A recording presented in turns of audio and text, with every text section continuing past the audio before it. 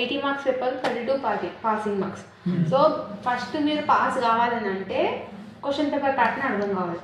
Part ఏలో మొత్తం ఎన్ని క్వశ్చన్లు అటెంప్ట్ చేయాలి? 4 క్వశ్చన్లు అటెంప్ట్ చేయాలి, ఒక్కొక్కటి 5 మార్కులు. వాడు 6 క్వశ్చన్స్ ఇస్తాడు, అందులో మీరు ఎన్ని క్వశ్చన్స్? 4 మాత్రం వేయాలి. సో ఆ 4లో ఫస్ట్ క్వశ్చన్, సెకండ్ క్వశ్చన్ సందర్భ సహిత వాక్యాలు అడుగుతాడు. సందర్భ సహిత వాక్యాలు ఏ లెసన్లకి అడుగుతాడు?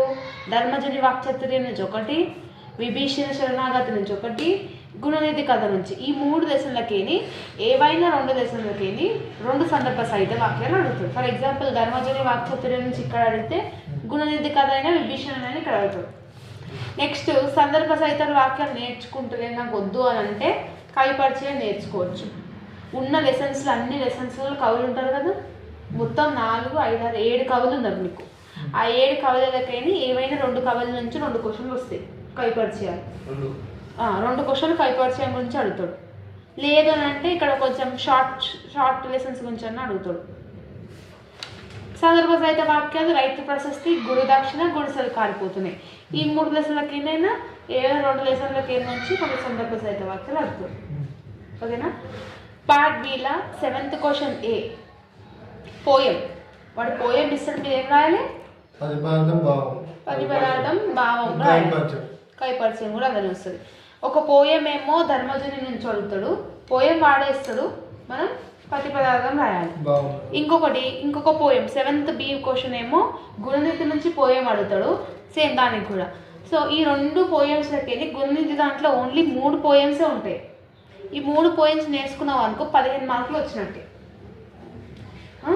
ఇళ్ళనేమో 7 నుంచి 8 పోయమ్స్ ఉంటాయి, అందులోకి ఏది అడుగుతుందో తెలియదు. సో రెండిట్లో 6 ఆప్షన్ ఉంది కాబట్టి ఏదైనా ఒకటే అటెంప్ట్ చేయాలి కాబట్టి గుణనిధి నుంచి ఈ 3 పద్యాలు నేర్చుకున్నావు అనుకో 15 మార్కులు మీరు అటెంప్ట్ చేస్తారు. ఓకేనా?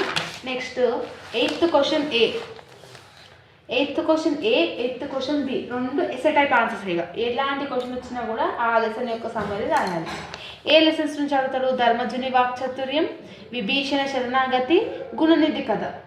ఈ 3 లెసన్స్ ఉన్నాయి కదా ప్రాచీన పద్య భాగంలో. ఈ 3 లెసన్ల నుంచి ఏవైనా 2 లెసన్లు నువ్వు నేర్చుకున్నావు అనుకో ఈ క్వశ్చన్ అటెంప్ట్ చేస్తావు. ఏవైనా 2 లెసన్లు స్టోరీ నేను చెప్తా, దీని స్టోరీ ఏంది, దీని స్టోరీ ఏంది, దీని స్టోరీ ఏంది నేను చెప్తా, ఆ స్టోరీని మీరు రాయాలి ఓన్గా. ఓకేనా? ఇది 9th క్వశ్చన్ ఏ, బి ఎక్కడ నుంచి వస్తాయి అంటే రైతు ప్రశస్తి, గురుదక్షిణ, గుడిసెలు కాలిపోతున్నాయి. ఈ 3 లెసన్లు ఉన్నాయి కదా, ఈ 3 లెసన్లకేని ఏవైనా 2 లెసన్ల నుంచి 2 క్వశ్చన్లు అడుగుతాడు. ఇందులోకైనా కూడా ఏవైనా 2 లెసన్లు నేర్చుకున్నాం అనుకో ఈజీగా ఉంటుంది. నెక్స్ట్ 10th క్వశ్చన్ ఏమో గ్రామర్. గ్రామర్లో మీకు ఏమున్నాయి? శబ్దాలంకారాలు ఉన్నాయి, అర్ధాలంకారాలు ఉన్నాయి. శబ్దాలంకారాలు, అర్ధాలంకారాలు 2 నేర్చుకుంటే 15 మార్కులు.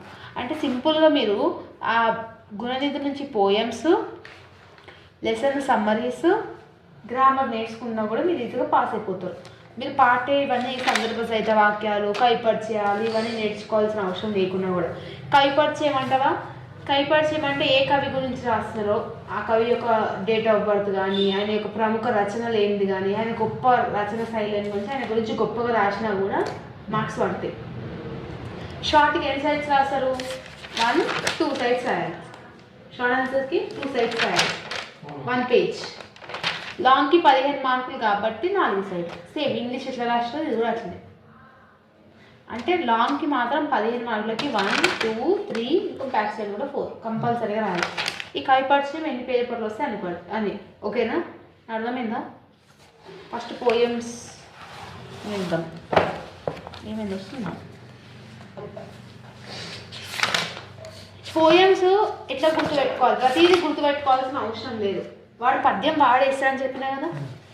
ఫస్ట్ మీరు పోగానే పార్ట్ బి స్టార్ట్ చేయండి. పార్ట్ బిలో ఫస్ట్ క్వశ్చన్ ఏంటి? పద్యం స్టార్ట్ చేస్తే 7th బిది వాడు ఫర్ ఎగ్జాంపుల్ పద్యం ఇచ్చిండు, దాంట్లో మీరు కంపల్సరీగా కవి పరిచయం రాయాలి, సందర్భం రాయాలి, ప్రతిపదార్థం రాయాలి, భావం రాయాలి. ఈ 4 సైడ్ హెడ్డింగ్ అనేది కంపల్సరీ. ఎందులో?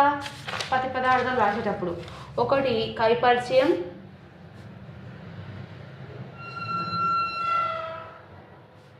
నెక్స్ట్ 1 సందర్భం, నెక్స్ట్ ప్రతిపదార్థాలు, ఇందులో నాకు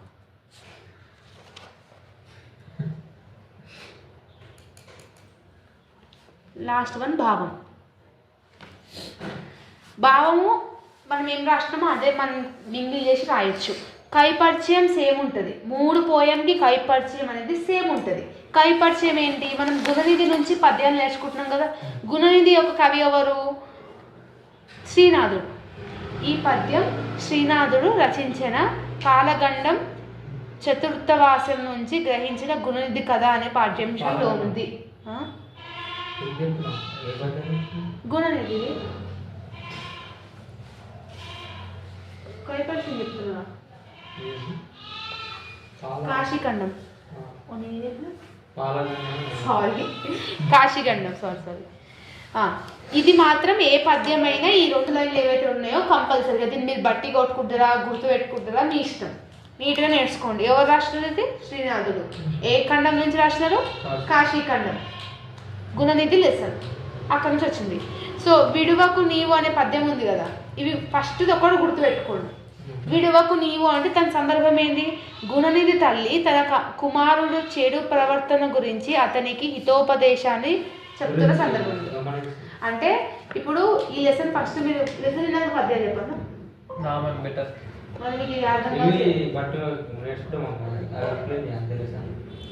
చెప్తా మంచిది. ఈ సందర్భం గురించి తింది ఫస్ట్ ఎట్లా రాయాలంటే వినండి. ఇది పోయం కదా, సెగ్మెంట్గా మీరు డివైడ్ చేసుకోండి. ఇదే గుర్తుపెట్టుకోవాలని లేదు. ఫర్ ఎగ్జాంపుల్ విడువకు నీవు అంటే మనకి ఏమర్థమైంది? వదిలిపెట్టకు నీవు అని కూడా అనొచ్చు మన డే టు డే భాషలో. సో విడువకు నీవు అని ఇక్కడ వాడు చెప్పింది రాసి = అని పెట్టి వదులకు నీవు అని పెట్టి, అంటే ఇవే నీ ఇల్లు విడిచిపెట్టి. ఓకే. నెక్స్ట్ పట్టణము. పట్టణము అంటే సిటీ. సిటీ అని రాసావా? పట్నం. వీధుల్లో అని కూడా అనొచ్చు. అంటే మీకు అక్కడ ఏది వచ్చిందో వీధుల్లా అంటే వీధుల్లా అంటే వీధుల్లో. వెర్రివాడవై అంటే ఎర్రోడా అని అంటాం కదా, అంటే ఏది? అది మరి అంత తెలంగాణ యూజ్ చేద్దురా. తెలివి లేని వాడు, మందబుద్ధి గలవాడు అని = తన అర్థం రాస్తున్నాం అంతే. అర్థమవుతుందా? నెక్స్ట్ చెడుగుల గూడి అంట. చెడుగుల అని చెప్పండి. చెడువారితో కూడి అంటే కలిసి. సో చెడుగుల గూడి అని అంటే చెడ్డవారితో కలిసి. దౌర్యములు అంటే ఇట్లా సెగ్మెంట్స్ లాగా యూజ్ చేసి అండర్లైన్ చేసి అవే ఇక్కడ రాసి దాని మీనింగ్ రాయాలి. అర్థమైందా? ఇదేమి డిఫికల్ట్ కాదు. 15 మార్కులు అనేది మీ చేతిలో ఉంటాయి. కవిపరిచయం సందర్భం మాత్రం నీట్గా రాయాలి. దీని అర్థాలు ఎన్నో వస్తాయి రాయాలి. భావం ఎట్లా రాస్తామని అంటే ఇప్పుడు ఉందా వీడికేని ఇంతవరకు పారాగ్రాఫ్ లాగా రాయి. ఫర్ ఎగ్జాంపుల్ ఇది వదిలేసి, నీ ఇల్లు విడిచిపెట్టి అన్ని వీధులలో తెలియలేని వాడన వలె చెడ్డవాడితో కలిసి అంతా పారాగ్రాఫ్ లాగా రాయి. అదే భావం.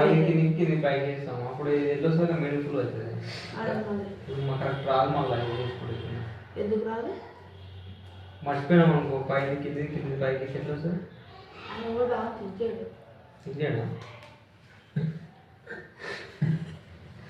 అదే ముందుగా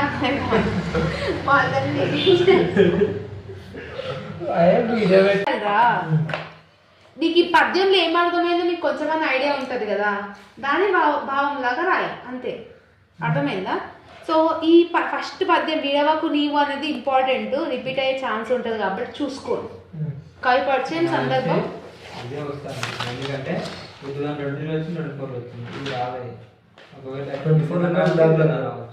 గీతన్నా ఫస్ట్ కన్నా అనిపిస్తుంది. ఇది రాదేమో. లాస్ట్ ఇయర్ వచ్చింది కదా, మొన్న పేపర్లో వచ్చింది. ఏమో ఈసారి ఈజీ చేద్దాం అనిపిస్తుంది. చూడండి ఇదైతే పర్ఫెక్ట్గా నేర్చుకోండి. 3 నేర్చుకోవాలి. 8 నేర్చుకుంటారా 3 నేర్చుకుంటారా అంటే 3 అన్నారు కదా. 3 ఇట్లా ఫస్ట్ 1 సెకండ్ 1 పర్ఫెక్ట్గా నేర్చుకున్నా అంటున్నా. ఒకటే అడుగుతారు కదా, ఏదైనా ఒకటే అడుగుతారు. లాస్ట్ అసలు మేడం మీరు ప్రిపేర్ లాస్ట్ అడుగుతా ఫస్ట్ సెకండ్ అడుగుతుంటే ఆపోజిట్. ఎందుకు అడుగుతాడు? ఆపోజిట్ ఇచ్చేది ఒకటి ఇస్తాడు నీకు. అవునేమో.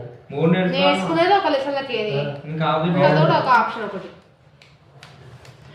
నెక్స్ట్ ఇక్కడ ఏంది? అంగోద్వరమైన అంగ ఉద్వరమైన శరీరాన్ని అడుగు పెట్టే సమయంలో ఇంకా ఆన్ చేయలే చేసి ఉందా?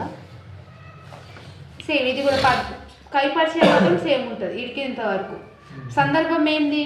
యజ్ఞదత్తుడికి తన కుమారుని చెడు ప్రవర్తన గురించి తెలిసింది. ఆవేదన చెందిన యజ్ఞదత్తుడు తన భార్యను ఉంగరము గురించి అడిగిన సందర్భంలోనిది పద్యం. అరే మమ్మీ లెసన్ తెలుసు శివుడు ఉంటాడు, అలా డాడీ ఒక రాజు దగ్గర పని చేస్తాడు, అలా కొడుకు ఉంగరం పత్తాలు ఆడుకుంటా పత్తాలలో కూడా కొట్టేస్తాడు, అదే కదా తెలుసు మమ్మీ లెసన్. ఇప్పుడు విన్నారా? ఇప్పుడు ఒకసారి కాలేజ్కి వస్తే అప్పుడు కాలేజ్లో ఒక పిల్ల లెసన్ ఎడిట్ చేస్తారు కదా. అదే చెయ్యాలి నేను టైం అనుకున్నా పిల్లలు మాట్లాడుతుంది అట్లనే పెడుతున్నాను. కామెంట్ నీకే బ్యాడ్ వస్తుంది. నాకేంది? వీడి పేరు సత్యచరణ్ అండి, వీడి స్టూడెంట్. ముఖం చూపాను. సర్దార్ పటేల్ కాలేజ్ పెట్టారు నా నేను భయమా నాకు అక్కడ బండ్ల పేరు తోలిపోయి కాలేజ్ పేరు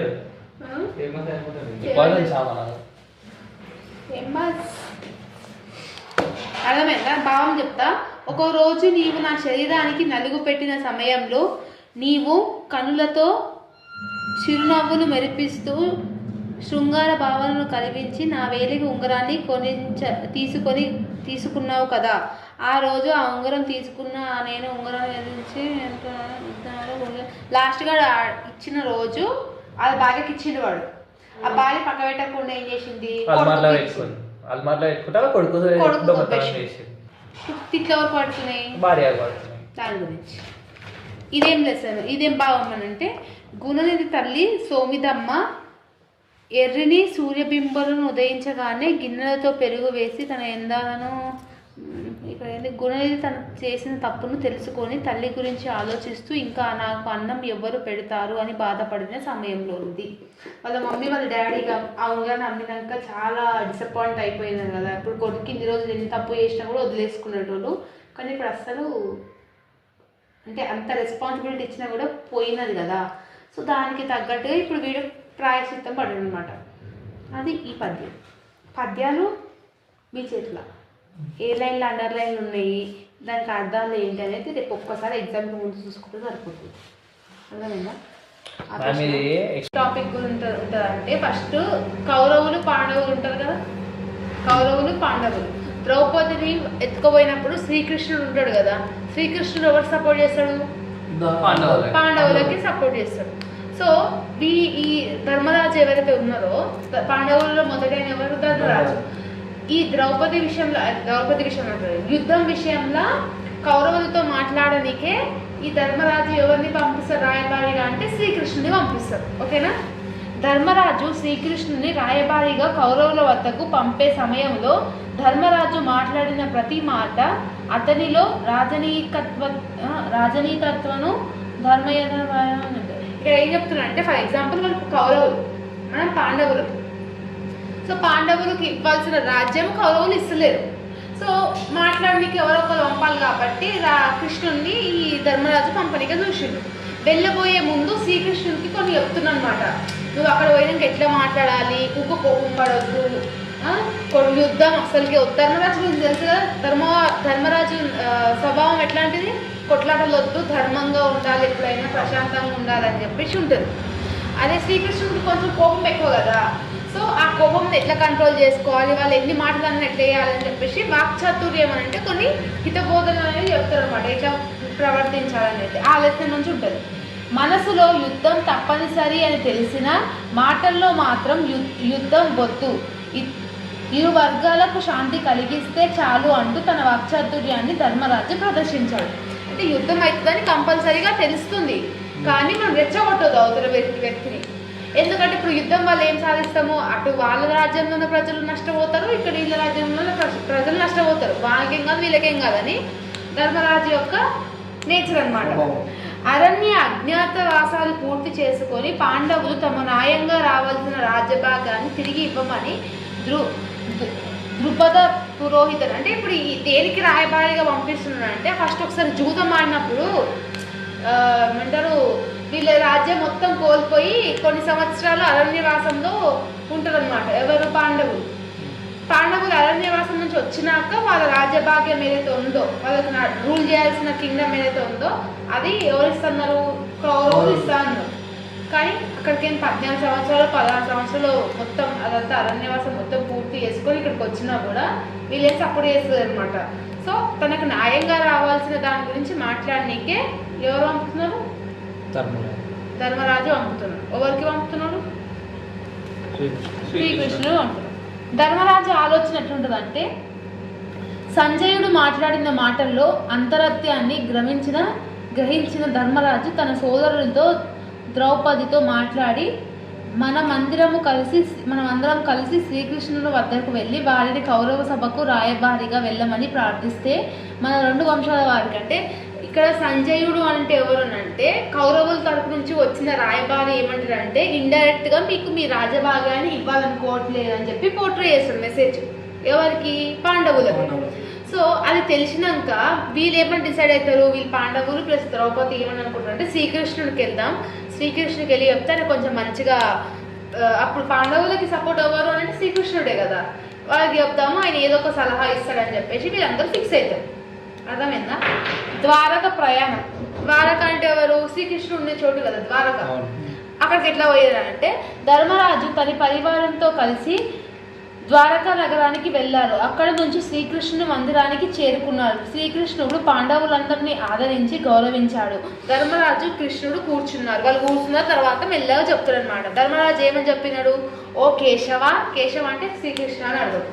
సో కేశవ, మా ఆపదలను తొలగించి మాకు ఎల్లప్పుడూ మీరు పేరు కలిగిస్తారని ఉద్దేశంతో మా తండ్రి గారైన పాండురాజు మరణిస్తున్న సమయంలో మీ శ్రీకృష్ణుడి వైపు చూపిస్తూ తన ప్రాణాలు వదిలారు. పాండవుల తండ్రి ఎవరైతే ఉన్నారో పాండురాజు, మనకి ఎలాంటి కష్టం వచ్చినా మనకి శ్రీకృష్ణుడు అని చెప్పి మర్చిపోకండి అని చెప్పినాడు అనమాట. సో అది వీరు ఉద్దేశంలో పెట్టుకొని శ్రీకృష్ణునికి చెప్తారనమాట. నాకు ఇప్పుడు ఇట్లా కష్టం వచ్చింది. ఏం కష్టం అంటే ఇప్పుడు మరన్ని అజ్ఞాతవాసాలన్నీ పూర్తి చేసుకున్నా కూడా కౌరవులు మాకు రావాల్సిన భాగాన్ని రాజభాగాన్ని ఇవ్వట్లేదు అని చెప్పి చెప్తారు. అర్థమైందా?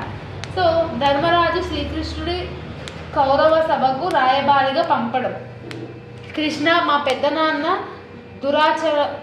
దుర్యోధన దుశ్శాసన కపట బుద్ధి నీకు రాయబారిగా వచ్చిన సంజీవుడి మాటలో అర్థమైంది. కపట బుద్ధి అంటే ఏమంటారు?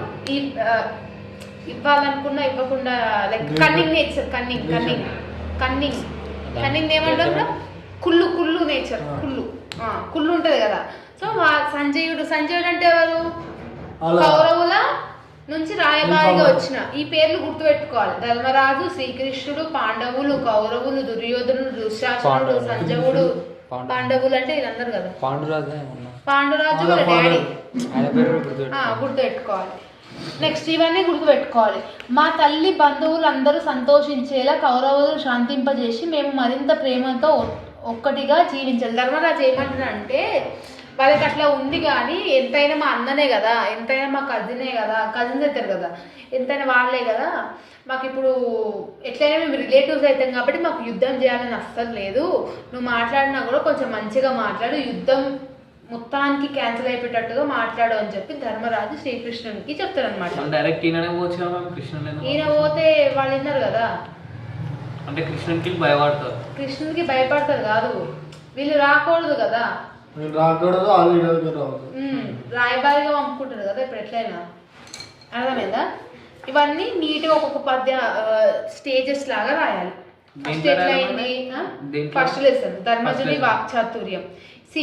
పగతో జీవించడం కష్టం అంటే ఏం చెప్తున్నాడు? పగ అనేది ఎలా ఉంటుందంటే, ఈ రూమ్ లో పాము ఉందంటే మీరు ప్రశాంతంగా నిద్రపోతారా? పగ అనేది అట్లా ఉంటుంది అనమాట. అంటే మనకి ఒక ఎనిమిస్ ఉన్నారు అని అంటే ప్రతి ఒక్క రోజు ప్రతి ఒక్క రాత్రి కూడా మనకి రేపు బతుకుతామో లేదో అని కూడా తెలియదు మనకి. అర్థమైందా? దాన్ని మనం పగ అంటాం. సో కావున మా ఇరువురి మధ్య ఉన్న విరోధం తొలగించు. పగ మనసులో అనగదు. పగ మనసులో ఉన్నప్పుడు ఎదిరించాల్సిన అవసరం కలుగుతుంది. పగ తీర్చుకోవాలంటే హింస తప్పదు. ఇప్పుడు ఒకరిని చంపేయాలి, ఒకరిని నరకేయాలంత పగ మనకు అవసరం లేదు. ఇప్పుడు నీకు ఎనిమిస్ ఉన్నారంటే నువ్వు ప్రశాంతంగా రోజు నిద్రపోతావా? సో పగ అనేది అంత గలీజ్ ఏమంటారు అంత బ్యాడ్ థింగ్ అనమాట, బ్యాడ్ ఫీలింగ్. ఎప్పుడైనా పగతో ఎప్పుడు మనం ఎదుటి వాడిని ద్వేషించొద్దు, అంతగానం ద్వేషించొద్దు. అర్థమైందా? ఫోటో తీసుకుని పెట్టిన పగ అనేది ఎలా ఉంటుంది నీకు స్టోరీ అర్థమైంది కదా మళ్ళీ గుర్తు పెట్టుకోవడం ఎందుకు? గుర్తు పెట్టుకుంటాం మేము ఇంటికి పోయినాక అంత అయిపోయినా స్టోరీ ఒకసారి ఇక లాస్ట్కి ధర్మజుని మాటలు. శ్రీకృష్ణుని మాటలు విన్న ధర్మరాజు, కృష్ణ కౌరవులు మేము కలిసి ఉండేలా సంధి ప్రయత్నించి చెయ్యి, ఇది ఇరువంశాలకు మంచిది, నీకు ప్రయోజనాలు కౌరవులు. సో ఇక్కడ ఈ లెసన్ గురించి ఏంటంటే ధర్మరాజు శ్రీకృష్ణుడితో ఏమేమి మాటలు మాట్లాడిండు జనరల్గా కూడా రాయొచ్చు. ఎలా యుద్ధం చేయవద్దు, మనము ఎంతైనా మన బంధువులే వాళ్ళు, కలిసి ఉండేటట్టుగా చూడాలి, ఇవన్నీ హితబోధన అనేది పోషింది. ఇప్పుడు యుద్ధం చేసి ఎందుకు వద్దంటుంది ధర్మరాజు? యుద్ధం ఎందుకు వద్దంటే ఇప్పుడు నష్టపోయేది జనాలే, నష్టపోయేది మాత్రం జనాలే అని అంటున్నాడు. ఆ ఉద్దేశం మేరకు ఈ లెసన్ అనేది ఉంటుంది. పగ అంటే ఎట్లుంటుంది, ఎనిమి అంటే ఎట్లుంటుంది. మనం ఒక పర్సన్కి ఇది ఇవ్వాలి 10 రూపాయలు ఇచ్చేది ఉందంటే అది ఇచ్చేసేయాలి. మనం ఒకదాన్ని ఒప్పుకున్నామంటే అది ఇచ్చేసేయాలి.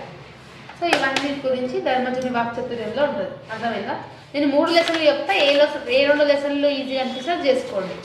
ధర్మజుని వాక్చాతుర్యం ఏంటంటే కొన్ని డిఫరెంట్ వర్డ్స్ అనేది ఉంటాయి, అవి కొంచెం గుర్తుపెట్టుకొని మిస్టేక్స్ లేకుండా రాయాలి.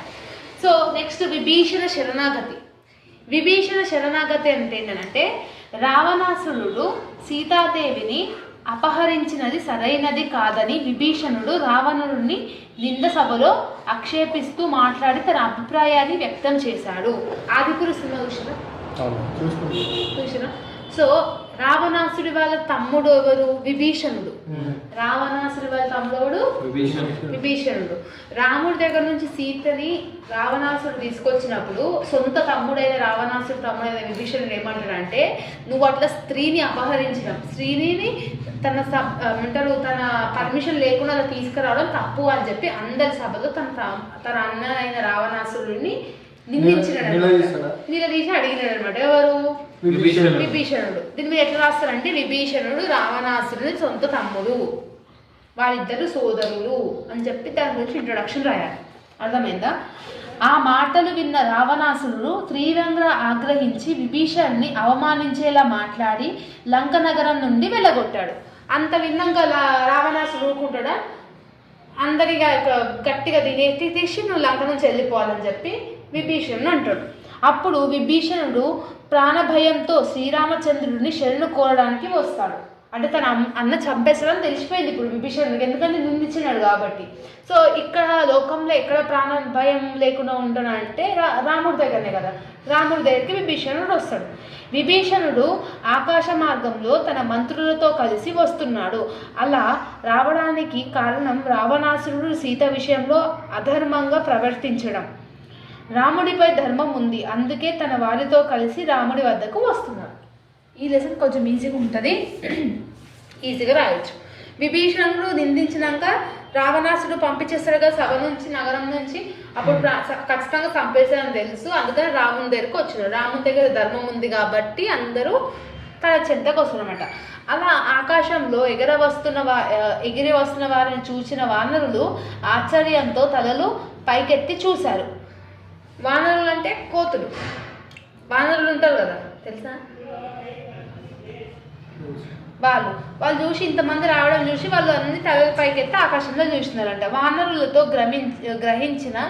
గమనించిన సుగ్రీవుడు ఆకాశం వైపు చూసి, ఆ వస్తున్న రాక్షసుడిని చూడండి, అతడు పర్వతమంతా ఆకాశములతో మహాప్రక్రములతో అనేక అస్త్రాలతో ధరించి వస్తున్నాడు అని ఆకాశం వైపు చూపించాడు. సుగ్రీవుడి మాటలు విన్న వానరులు దగ్గరకు ఉన్న మహావృక్షాలను పేరికి వేసి పెద్ద పెద్ద రారేళ్లను పర్వతాలను చేతిలో పట్టుకొని, అంటే ఎంతైనా విభీషణుడు రావణాసుడు తమ్ముడు కదా, అట్లా ఆకాశ మార్గంలో వస్తున్నప్పుడు వీళ్ళందరూ ఏమనుకుంటారు, ఎవరు సుగ్రీవులు అందరూ ఏమనుకుంటారు, కోతులు అందరూ ఏమనుకుంటారు అంటే యుద్ధానికి వస్తున్నారేమో అని చెప్పేసి రాళ్ళు అవన్నీ అడ్డం పెట్టేసి రానియకుండా చూసారనమాట.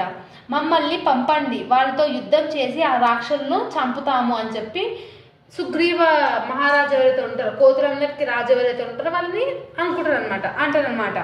సో విభీషణ ప్రార్థన, విభీషణుడు ఎట్లా ప్రార్థించినాడు వీళ్ళందరికీ అంటే, వానరులు మాట్లాడుతున్న మాటలు విని విభీషణుడు, ఓ వానరులారా తొందర పడకండి, నేను మీకు మిత్రుడులాగా అనుకోండి అని చెప్పి చెప్తున్నాను అనమాట. నేను రావణాసురుని సోదరుడిని, శ్రీరామునికి సీతాదేవి అప్పగించమని చాలా రకాలుగా నచ్చజెప్పే ప్రయత్నం చేశాను. నా మాటలకు కోపం వచ్చి సభలో నుండి గెంటి వేశారు. లంకలో ఉంటే చంపుతారు అని బెదిరించాడు. అందుకే నేను లంక నగరం నుండి బయటకు వచ్చాను. శ్రీరామచంద్రమూర్తి దర్శనం కోసం ఎదురు చూస్తున్నాను. నాలో ఎలాంటి కపటం మోసబుద్ధి లేదు, కల్మషం లేని వాడిని, నాకు శ్రీరామచంద్రుని అభయం ఇప్పండి అని ప్రార్థించాడు. అర్థమైందా?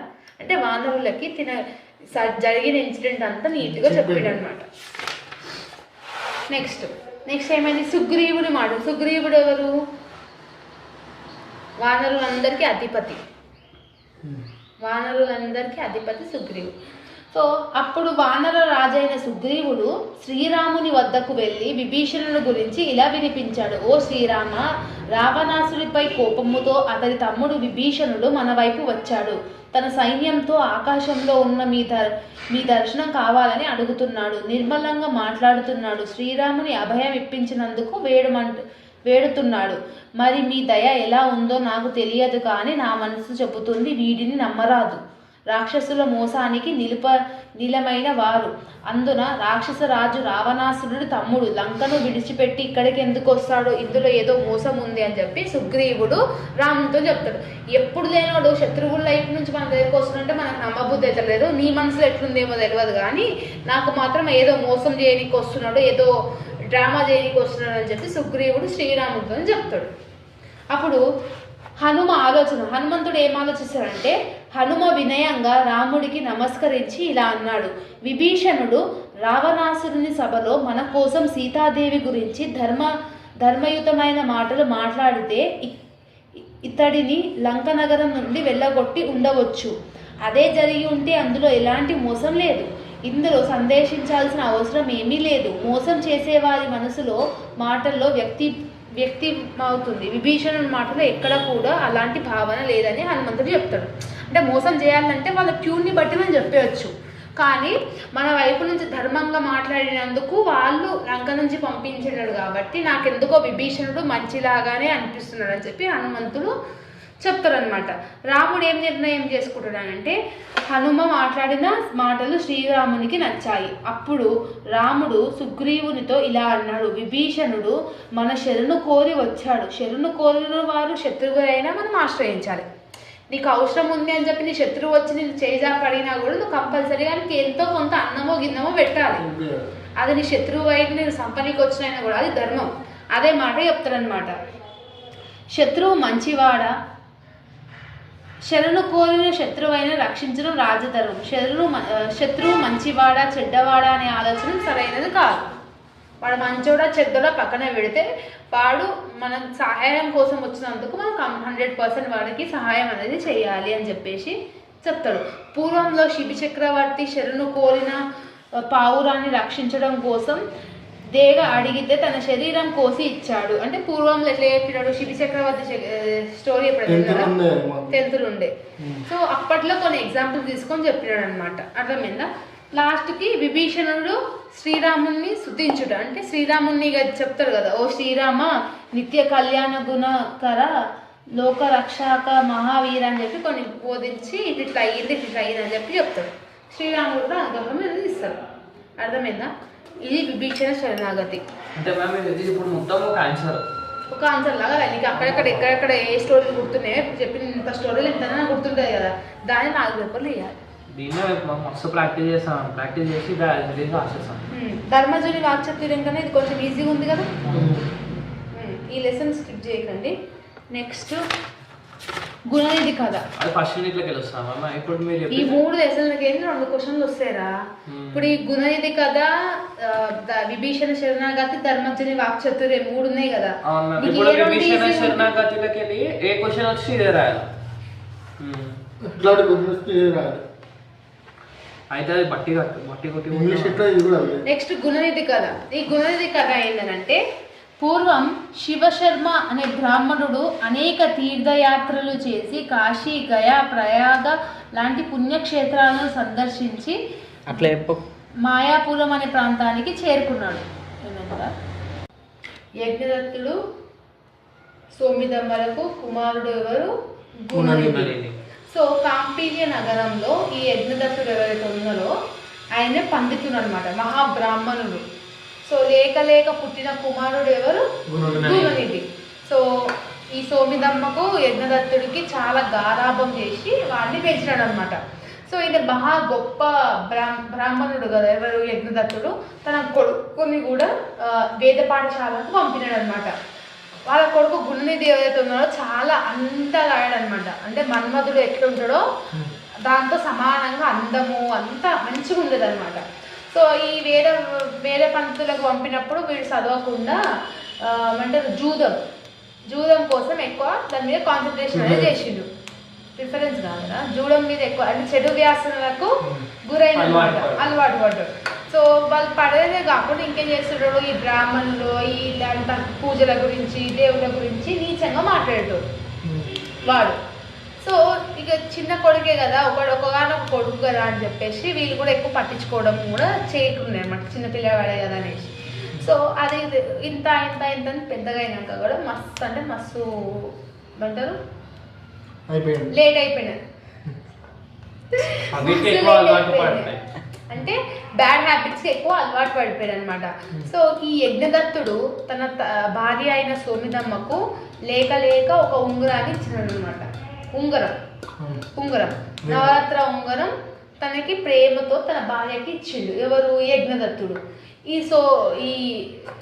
ఈ ఎవరైతే ఉన్నారో గుణనిధి జూదం ఆడి అన్ని పోగొట్టుకొని అసలు అదే తాగడం చేయడం ఇవన్నీ చేసేటాడు అనమాట. సో తర్వాత ఏమైంది, అట్లా ఆ హైపర్గా చేసేసి ఇంట్లో ఉన్న సామాన్లు కూడా తెలియకుండా అమ్మి తాకట్టు పెట్టి జూదం కూడా స్టేజ్కి వెళ్ళిపోయాడు అనమాట. అలా ఒకరోజు యజ్ఞదత్తుడు ఎంతో ప్రేమగా ఇచ్చిన ఉంగరాన్ని సోమిదమ్మ దాచిపెట్టుకుంటే ఆ సోమిదమ్మకు తెలియకుండా ఈ గుణనిధి తీసుకొని జూదంలో పెట్టిండు అనమాట. జూదంలో పెట్టి ఓడిపోయినాక ఈ విషయం తన తండ్రికి తెలిసింది. ఫస్ట్ తన తల్లికి తెలిసినప్పుడు ఏమనలేదు అనమాట, ఎందుకు ఇట్లా అయిపోయినానికి. తన తండ్రికి తెలిసినప్పుడు ఇన్ని సంవత్సరాలు కొడుకు చెడు వ్యాసనాలకు ఇవన్నీ గురైనా కూడా అంత ఎక్కువ కోపం వాళ్ళు ఎవరు? యజ్ఞదత్తుడు. కానీ తను ఎంతో ప్రేమతో ఇచ్చిన ఆ ఒక రాజు తనకి ఇచ్చినాడు అనమాట యజ్ఞదత్తుడికి. యజ్ఞదత్తుడు తన భార్యకి ఇచ్చినాడు. అంత గొప్ప ఉంగరాన్ని కూడా వీడు ఇంత కూడా రెక్లెస్గా ఉన్నాడని చెప్పేసి కోపంతో గుణనిధిని ఇంట్లోకి వెళ్ళిపోయి ఇప్పటి నుంచి నేను కొబ్బడు అన్నం పెట్టాడు అని చెప్పేసి ఇలా కొట్టేసినాడు. లాస్ట్కి గుణనిధి అనేటోడు పశ్చాత్తాపం పడ్డాడు అనమాట.